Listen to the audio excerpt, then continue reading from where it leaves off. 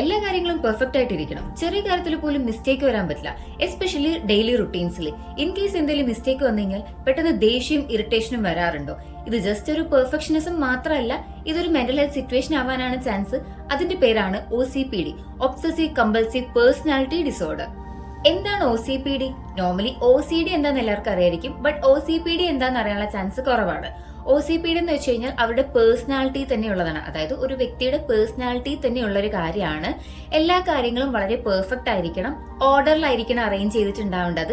അതുപോലെ rules and regulations എല്ലാം ഭയങ്കര പെർഫെക്റ്റ് ആയിട്ടായിരിക്കും അവർ മാനേജ് ചെയ്ത് കൊണ്ടുപോകുന്നുണ്ടാവുക.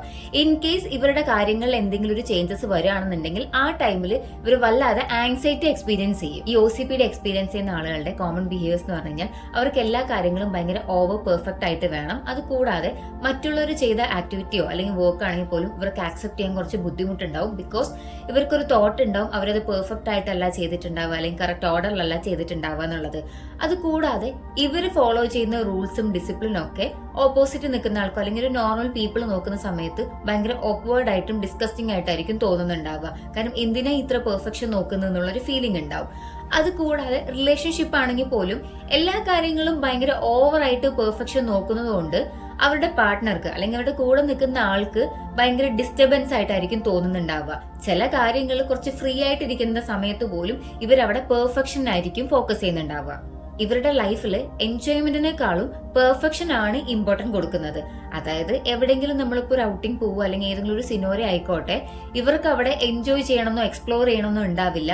ആ ടൈമിൽ ഇവർ എല്ലാ കാര്യങ്ങളും പെർഫെക്റ്റ് ആയിട്ട് ചെയ്യണം അല്ലെങ്കിൽ എല്ലാ കാര്യങ്ങളും ഓർഡർ ആയിട്ട് ചെയ്യണം എന്നുള്ളൊരു തോട്ട് മാത്രമായിരിക്കും ഉണ്ടാവുക.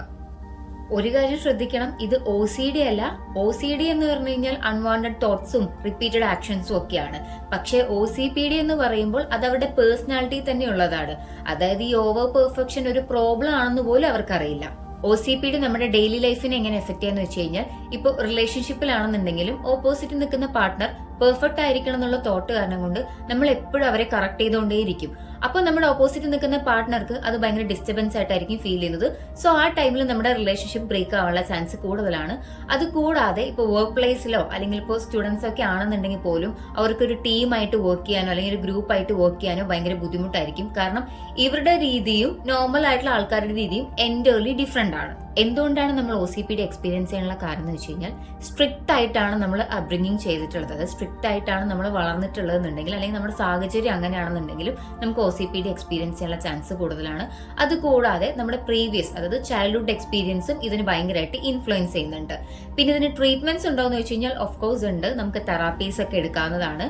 അതുകൂടാതെ നമ്മളൊരു മെന്റൽ ഹെൽത്ത് പ്രൊഫഷണലിനെ കൺസൾട്ട് ചെയ്തിട്ട് വേണം ഇതിന്റെ ട്രീറ്റ്മെന്റ്സ് എടുക്കാൻ വേണ്ടിയിട്ട്.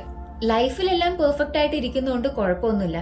ബട്ട് നമ്മൾ ലൈഫിലെല്ലാം പെർഫെക്റ്റ് ആക്കാൻ നോക്കുമ്പോൾ ഹാപ്പിനെസ്സിനെ ഒരിക്കലും മിസ് ചെയ്യരുത്. നമുക്ക് രണ്ടും ഈക്വലി കൊണ്ടുപോകാൻ പറ്റണം. ഈ വീഡിയോ നിങ്ങൾക്ക് ഇഷ്ടപ്പെട്ട് കഴിഞ്ഞാൽ ലൈക്ക് ചെയ്ത് സപ്പോർട്ട് ചെയ്യണേ. കൂടുതൽ സൈക്കോളജി റിലേറ്റഡ് വീഡിയോസ് കാണാനായി ചാനൽ ഒന്ന് സബ്സ്ക്രൈബ് സപ്പോർട്ട് ചെയ്യുക. താങ്ക്